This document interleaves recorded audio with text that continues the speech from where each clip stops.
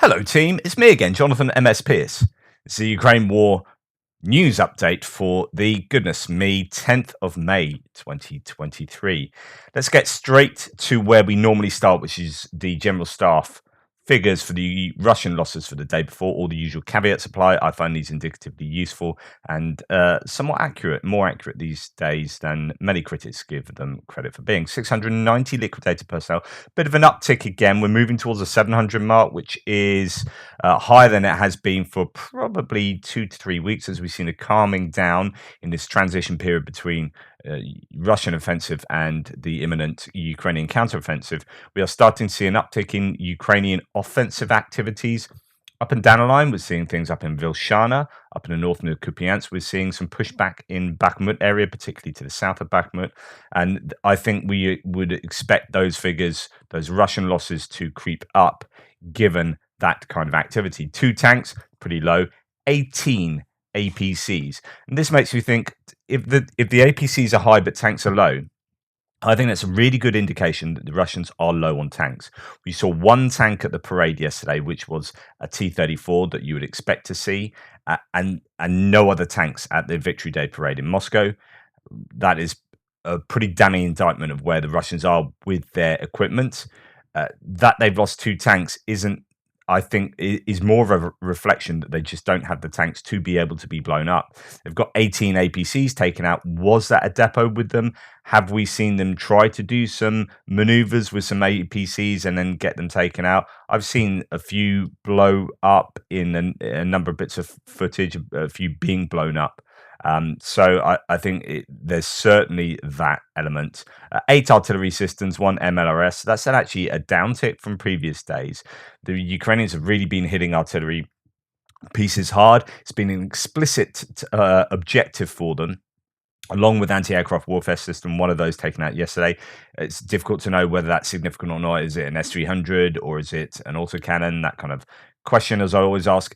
6 drones, 15 cruise missiles. That cruise missile would have been left over from the day before.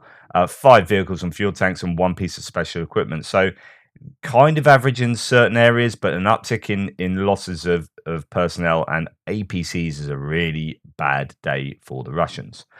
Now, let's try and put some meat on the bone there. Here is Prigozhin, and this is very, very revealing. Now, the pro-Russians, they have to maintain that the Russians are winning at all points in this conflict. The pro-Russian voices in my thread will be denying anything where it's bad for the Russians. It's like they have this, they are inoculating themselves from reality. So that when you have a primary source like Prigozhin saying, this is reality, then there's cognitive dissonance in their minds. There's evidence that is against their core belief. So how do they deal with that? So one way of dealing with that is to say, well, Prigozhin is just lying. He's talking nonsense to get himself more ammunition or whatever. But of course, then you back up what he says with other information to show that actually he is correct. So let's see what he does say here before we go on. So I'm going to mute him. You can imagine his angry voice here. That's why our army is fleeing, he says. It is fleeing because today the 72nd Brigade has lost 3 square kilometers, where about 500 of my guys died. Wow. Because it was a strategic bridgehead, and they, the 72nd Brigade, just took off and fled. And as you heard, the blue anal torch, that's a Gazprom private military company, other mercenaries that he hates, that kind of special ass plug. They fled just like the 72nd Brigade. That's a fact. So he's really angry with losses that his own troops have made to the degree of 500. Oops, I didn't want that to play. And then you start backing this up. So for 2 days on the southwestern outskirts of Bakhmut, the soldiers of the 3rd Brigade, as part of the Azov tactical group, liquidated 64 invaders. Another 87 were seriously wounded and 5 Russians were captured. Several ammunition depots, mortars, and several IFVs were destroyed. And actually, that's where there's a few IFVs getting blown up. There's footage there to show a loss of quite a few troops and whatnot. In the Bakhmut area. And then you've got here another commander talking about So here he says, leader of the Azov movement, Andriy Beletsky, states that Ukrainian forces of the 3rd Assault Brigade liberated a 3 by 2.6 kilometer strip of land. So that's actually a pretty sizable chunk of land in Bakhmut, destroying 2 companies of the 72nd Brigade. So that's going back to what Prigozhin was just saying, the 72nd ran off. As well as one of Wagner's assault units. And again, that feeds into what Prigozhin was saying. And this guy says, as a result of the offensive actions of the AFU's 3rd Assault Brigade, units of the 72nd Brigade of the Russian Armed Forces were defeated. Practically, the 6th and 8th companies of this brigade were completely destroyed. Brigade's reconnaissance was defeated, a large number of armored vehicles destroyed. We've seen now the figures, 18 APCs taken out yesterday, a significant number of captives taken. So-called 3rd Assault Unit of Wagner PMC took significant losses. Hostilities took place on a strip 3 kilometers by 2.6 kilometers deep. The whole territory is liberated from Russian occupational forces. To the fighters of the 3rd Assault Brigade, it's a great honor for you to fight with you, etc., etc., etc. So then it comes on to other sources. Russians lost 1 bridgehead over the Seversky Donetsk Canal south of Bakhmut. This is screenshot 1. Since weeks, the Ukrainian soldiers of the Terror Unit have been decimating Russian troops in Bakhmut's southern flank. Russians tried to send more armored vehicles but were repelled. And this is to the south there. But then we see other claims that just to the north of there, on that area just around here, the Russians have also lost ground. So the Ukrainians took 3 square kilometers around Bakhmut today, indicating that area. So the Ukrainians have pushed back. Russians have taken really big losses, and Prigozhin has admitted that they've taken big losses and is blaming the 76th Brigade for those losses and the Gazprom mercenaries. You put all this together, and then you start going, right, okay, so APCs are up, troops are up, losses, this is, Russian troop losses are up, APCs are up. This starts to be a justifiable conclusion. And you start having quite a lot of information you can say back to these pro-Russian voices. Say, okay, if you're trying to deny everything because your head's stuck in the sand, what explains all these data points? Okay, I'll tell you what explains all these data points. This claim. What explains these data points is that the Russians made some serious losses because the Ukrainians did a good job in certain areas. Now, that's not to say the Ukrainians didn't make losses, of course, and we'll come on to that in a second. So, another T90M bites the dust. This is Russia's best tank, and why I'm showing you this is that it is you're starting to see a lot of T90s taken out at the moment in a way that we didn't see earlier in the war. These were quite significant when they were taken out, and you'd be like, "Oh, a T90's been captured," or "Oh, a T90's blown up." And now we're seeing T90s quite regularly be destroyed, and they don't have like a massive amount of these compared to some of the older T family tanks. So, you know, your T72s and whatnot. So they are taking significant losses of their very best tanks at the moment. In recent days, Ukraine's defense forces have destroyed 4 Russian artillery pieces and hit ammunition storage facilities in the Russian-occupied eastern bank part of Kherson Oblast 3 times. That's from Humenyuk, the Operational Command South spokesperson. Now, why I include that is that I've been saying that they've been making they've been making artillery pieces an explicit target, and I've been claiming that seems to be the case around Dnipro River, around Kherson Oblast, because Kherson City gets quite a hammering from artillery, and if they want to counterattack across the river, they're going to need to take out artillery to be able to do safe crossings, and this kind of fits into that theory. Okay.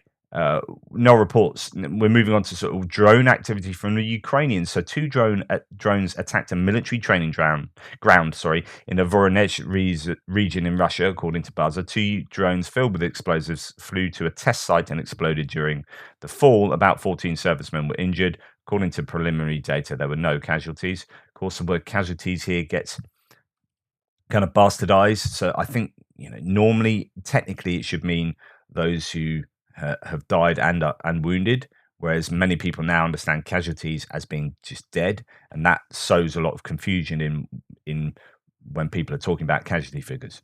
Overnight, reportedly, more activity from Ukrainian drones on Russian territory. In the Kursk region, a drone fell in the area of Tolmachevo, 10 kilometers south of Kursk city. In the Belgorod region, near Olkovka, a drone exploded and damaged houses in a local office. That's according to Russian claims. Those aren't Ukrainian claims, which is why you say, oh, they've just damaged houses and an office.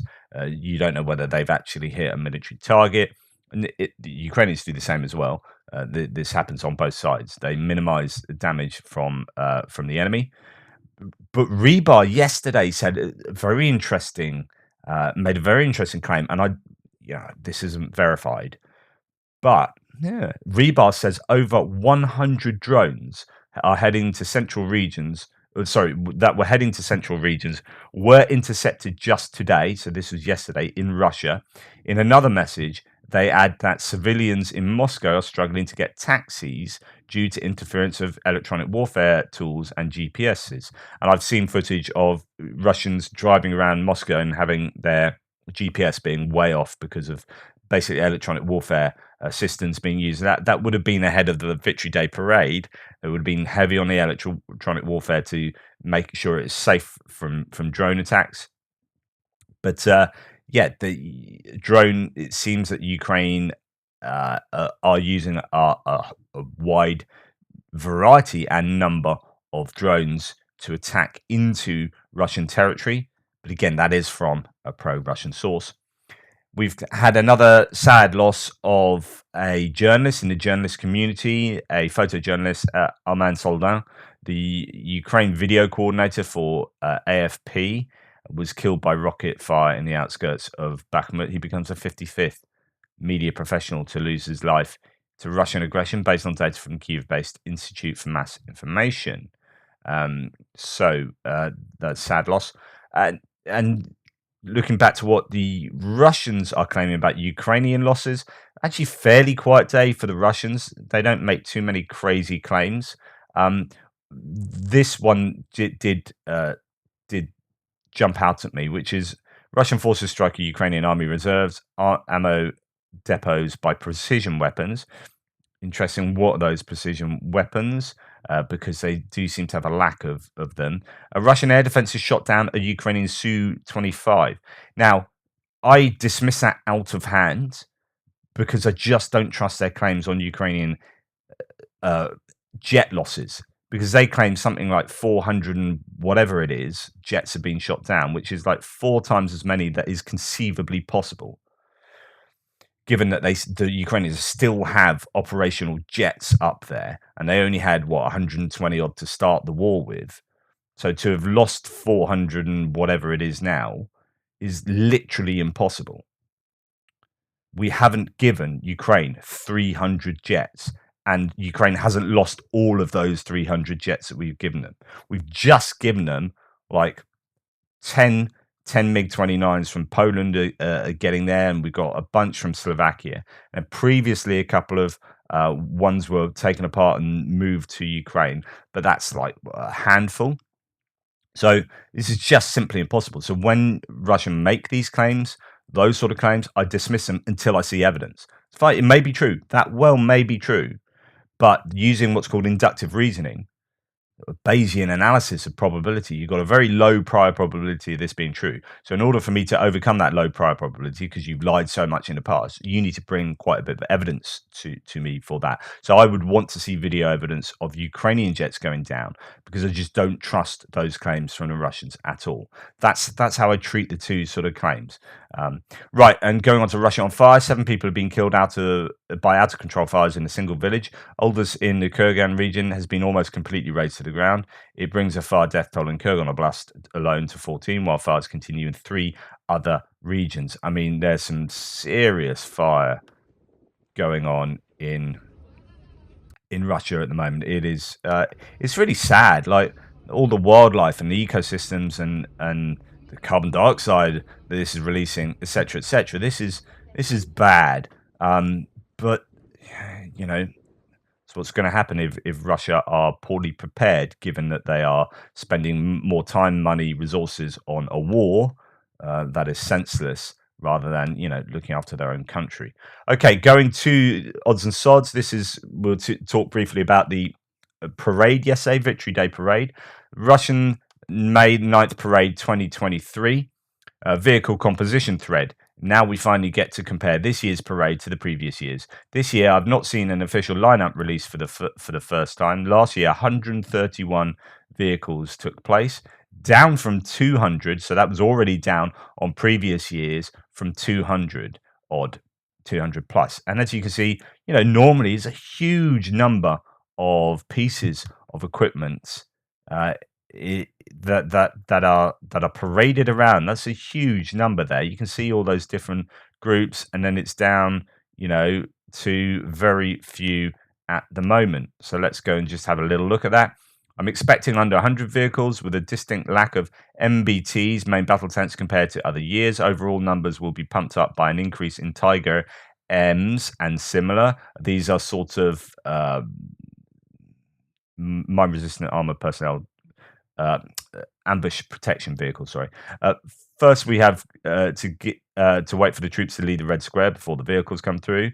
As per tradition, the parade opens with the World War II era T-34 85S. This year, it is again just a single T-34. This is immediately followed by Tiger M's. So we'll go to that. There's a Tiger M. So that's what they basically, pumped up the numbers with. Getting an accurate count of the next set of vehicles. So his vehicle count at the moment is 8. Getting an accurate count of the next set of vehicles was hard due to camera angles changing, but there are 6 VPK Urals. I thought these were Ural trucks. They're not. They're similar kind of 4x4s, pretty much. These are followed by 10 Rem Diesel Akhmat MRAPs, which are only used by the Chechen forces. And the reason I'm showing you this thread is primarily because of this, actually. So I find it interesting that the Chechens, who are not involved in the war in a meaningful sense in terms of sending a whole bunch of military equipment, have actually upped this parade with a bunch of their own, with 10 vehicles of their own. So that's interesting. Immediately followed by 6 Iskander M, led by by a BTR 82A, meaning we skipped the entirety of the infantry fighting vehicles and main battle tanks section from last year. A whole massive section, and that's good. Well, they've lost 18 APCs yesterday, so and that probably includes IFVs. So, and then the main battle tank situation is not looking good. So followed by 6 S400 TELs. Led by a BTR 82A, skipping the short range air defense and entire VDV section from last year. So no airborne troops. You've got that BTR leading a whole bunch of S400s. These are air defense systems. And these could be ones that maybe are normally operational around Moscow. The parade then skipped right to the end with the 3 RS-24 Yars, led by a BTR again. And flanked by 6 Tiger M. So again, these sort of MRAPs being used to bulk out the parade. Skip the usual display of their unmanned ground vehicles. Finally, 3 VPK Boomerangs, infantry fighting vehicles, closed off the parade. Final count, 51 vehicles. The flyover didn't happen last year. They blamed the weather last year. This year they just didn't give any reason. They just didn't have the flyover, and there you go. And it's interesting how like we've got Suryak Mat's Pro Russian mapper that I use, how they kind of try and explain this away. They say it's decided. So let's go back actually in Ukraine. Oh no. So during the celebrations of Victory Day in Moscow, the most iconic footage was a marching of a T-34 tank in a military parade. Yay, that's really iconic. From many sides, it was seen as a symptom of a weakening of the Russian armed forces and a shortage in military equipment as a result of the conflict in Ukraine. Far from these unsubstantiated accusations, it's not the first time they say Russia has hardly any weapons. The most probable reason of this austere parade is the security around the Russian capital after the latest drone attacks towards the Kremlin. This is why it's decided to reduce the number of equipment showed today. Moreover, it should be noted that propaganda has been presented anyway in the parade of this T-34 tank, now very outdated, played a key role in fighting against the German invasion of the Soviet Union during World War II. And that was it. That was like, oh, it's because of the drone attack. That's why they scaled it back to less than a quarter of what it previously has been. Just wow. Yeah. And then the Ukrainians are trolling this. So we watched Russia's Victory Day parade, says defense of Ukraine. So this is their official kind of like MOD. We watch it with great interest, our tribute. And this is what they have to say.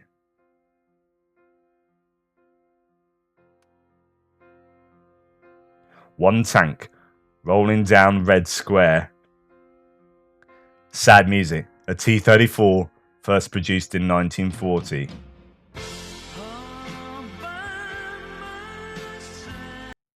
Now, I don't want to get copyright infringement, but absolutely brilliant.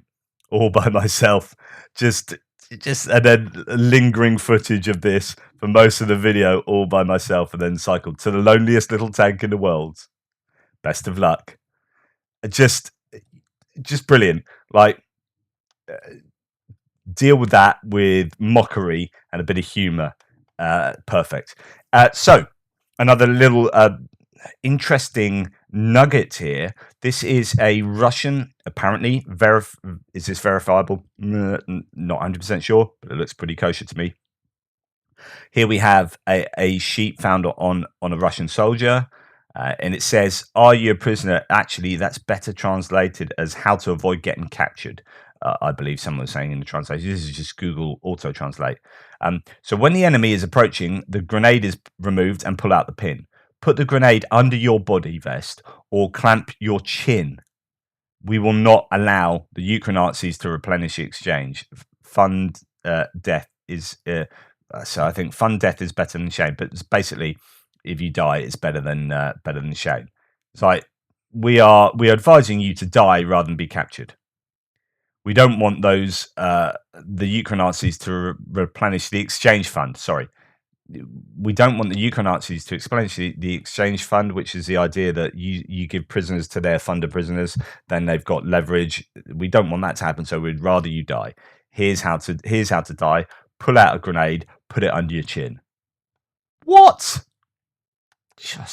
And anyway, this was in Moscow. It's kind of Russia on fire, sort of, but not. It's just the irony. This is just a little something else. And now for something completely different. And finally, a fire engine is on fire. There's some kind of weird irony here. I don't know what's happening, but I just thought I would show it to you anyway.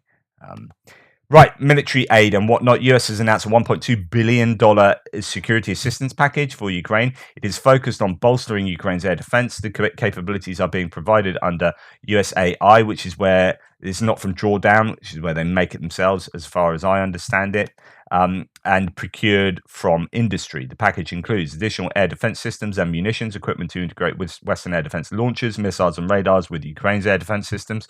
So that's going to be those central systems that bring it all together. I talked about you with all those letters. I talked about that with you before, saying how important that was as one of the most significant things that the Ukrainians have received.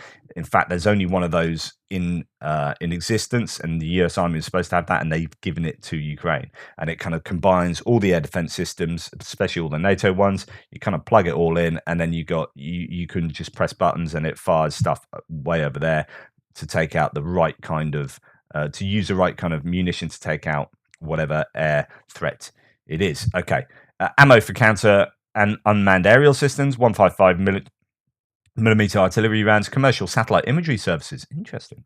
Support for training, maintenance, and sustainment activities.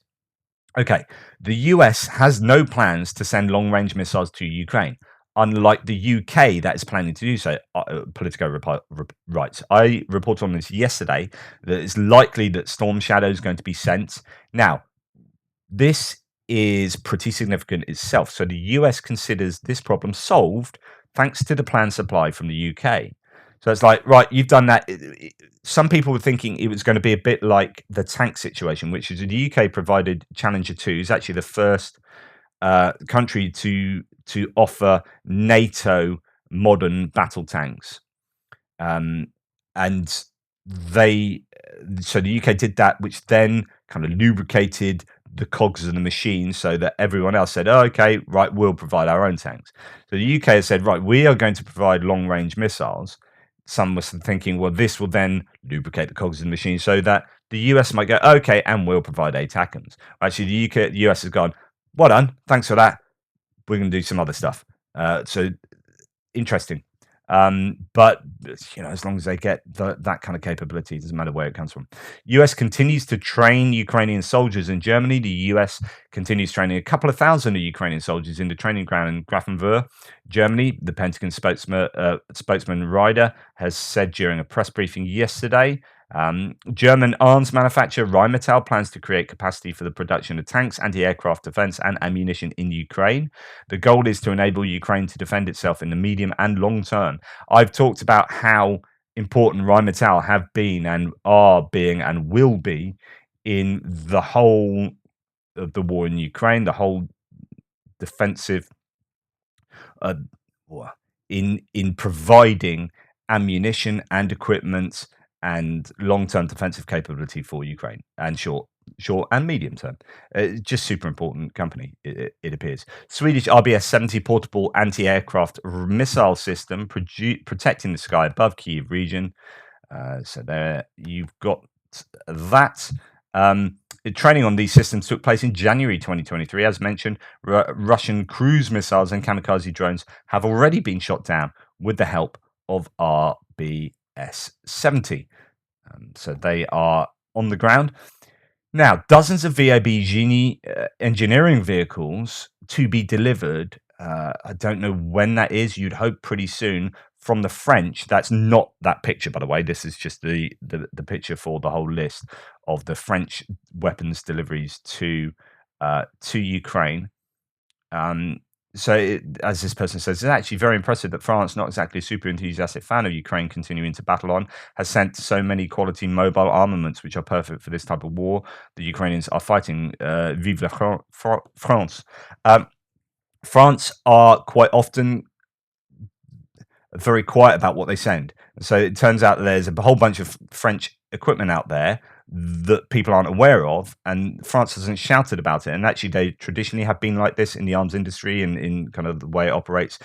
Considering it's traditionally was the third biggest arms exporter in the world after Russia, but it's almost certainly the second now after US. So it went US, Russia, France, but Russia won't have exported basically anything for the last year because they're using it all up themselves. So France is probably the second biggest arms exporter in the world. So they've got a really big arms industry. Now, they have been helping out Ukraine in ways that we probably don't realize, and they get a bit of a bad rap because they haven't shouted about it. No one knows about it. So everyone's going, oh, France has done nothing.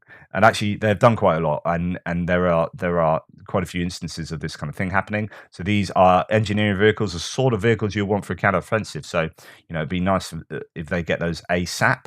5 largest suppliers of tanks to Ukraine: Poland 325, Netherlands 85, Germany 80 or around about, US 76, Czechia 50, Czech Republic there, and then the full list. I find this really interesting list to look at. When you look at tanks, they've been given 760 plus, of which 575 or thereabouts have been delivered, 182 pledged. And you've got all of these different tanks here being listed.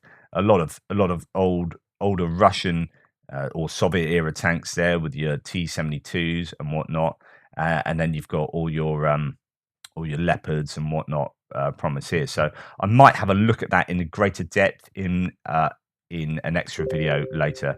So Thomas Tyner says, in just 3 months, we went from Patriots are too complicated for Ukrainians to operate to Ukrainians are the first in history to shoot down an air-launched ballistic missile, a hypersonic missile, no less, although there's some claims that really it's not quite hypersonic. It's not as fast as the Russians claim it is, the Kinzhal, the Dagger missile.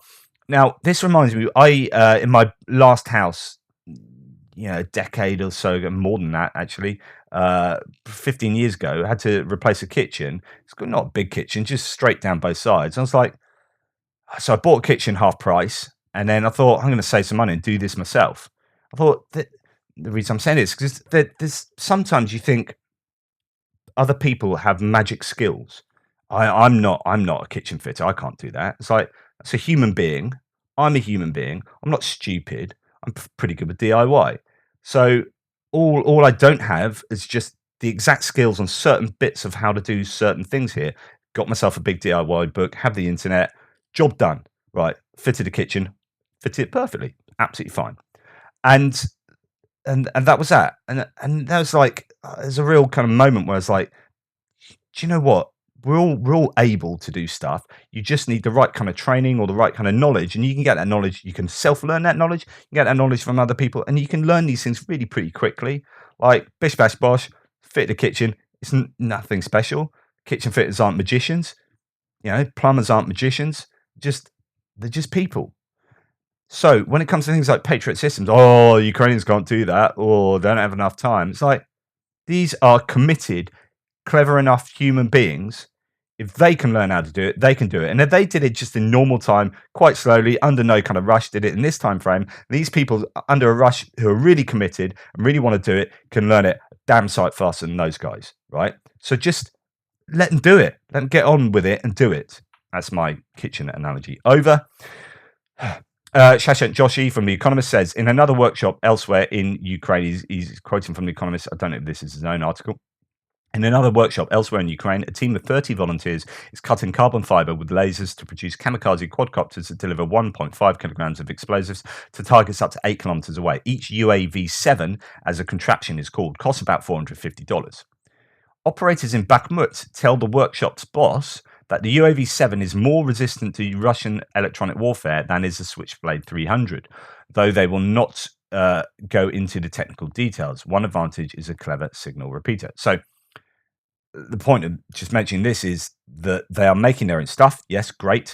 But also some of the military stuff that is being given to Ukraine, which will cost an awful lot of money, is sometimes not as robust, is not as good, is not as useful. It gets, in this case, electronic warfare can block the Switchblade 300 fairly easily, and that renders it pretty impotent. Sweden has no plans to send fighter jets to Ukraine right now. This was announced by the Minister of Defense of Sweden, Pål Jonson. Sweden operates the JAS 39 Gripen as their main combat aircraft. So that's it's not going there yet, if at all. Right, I had renewed. Well, not renewed. I never really was a massive fan, as in Barbra Streisand, kind of meh. US legend Barbra Streisand donated almost $250,000 to Ukraine's aid effort at a recent event in the US. Boom. Well done, Barbra Streisand. That is amazing.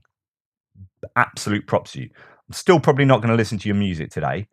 I might put it on Alexa and just turn the volume right down, just as a kind of thanks.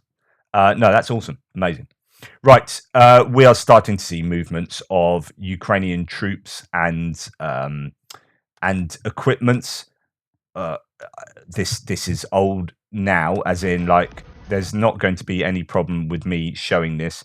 I'm not giving Russia any information. This is already out there on open source. In open source sources. These look like MRAPs, Max Pros, and I don't know. I'm probably wrong there, but yeah, a lot of equipment going somewhere in Ukraine, and that is what we'd expect ahead of a big old counter-offensive. And even more so, we have a trainload of equipment here. I literally just muted you. Jesus. Sorry. We have tanks and goodness knows what else. Some of this is undercovers. We have armored engineering vehicles. We have bits and pieces. We don't know what that is. They're covering that up. Again, looks like, quite a bit of armored engineering vehicles, trucks, and MRAPs, and tanks. A whole bunch of tanks there going. or with their ERA there and more trucks. This is a decent trainload of equipment. And when you see equipment like that going, and you look at the equivalent of Russian equipment we've seen in the same kind of vein, there's been T-55 tanks and trucks from like the 1960s and so on and so forth. So is there an asymmetry there? Almost certainly. The EU chief Ursula von der Leyen met with Zelensky yesterday. On Europe Day, the EU Commission President Ursula von der Leyen and President Zelensky discussed the EU ammunition supply plan, further sanctions against Russia, and the bloc's ban on Ukrainian food imports. The two leaders also discussed financial support for Kyiv and the country's progress on its path to EU membership, a day after Zelensky signed a decree on celebrating Europe Day in Ukraine. It was so important, right? Victory Day, which has traditionally been about celebrating the Soviet victory over the Nazis in World War II. And that's the whole big thing. And Ukraine would do that as well because they were a really important part of that. Right in the mix, actually, some argue an even more important part than Russia itself.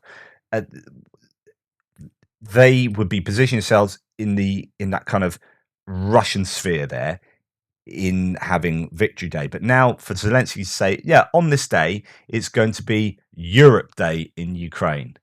That is two fingers up to Russia and saying, hey, we're part of Europe now, and that's more important than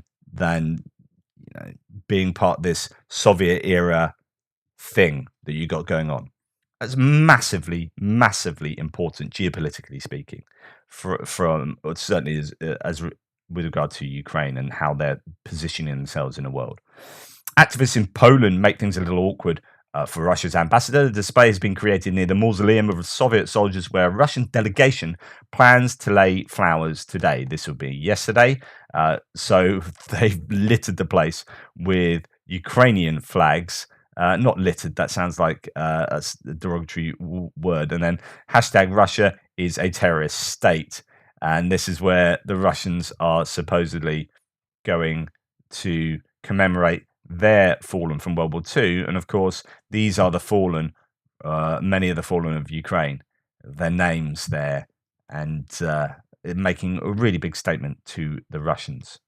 The French Parliament voted unanimously in favour of a resolution declaring Wagner PMC a terrorist organisation.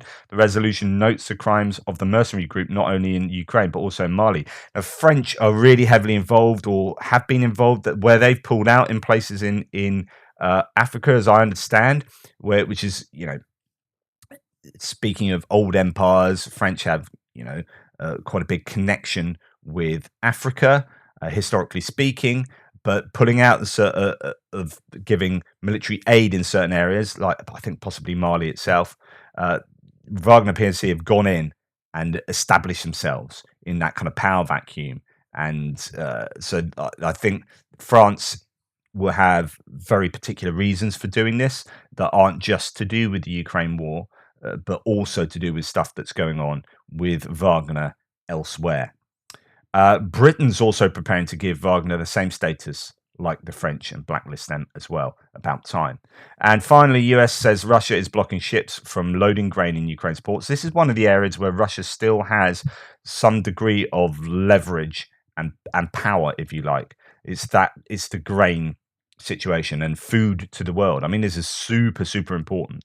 Again, blocking ships from loading grain in Ukraine's ports to feed people who need it around the world. This needs to be resolved for the good of the world. Anyway, thank you. That was another long one. I really appreciate all your support. Please like, subscribe, and share. Hit bells, blow whistles, and sing a beautiful song to the gods of YouTube on my behalf, please. Thank you. I will speak to you later. Bye.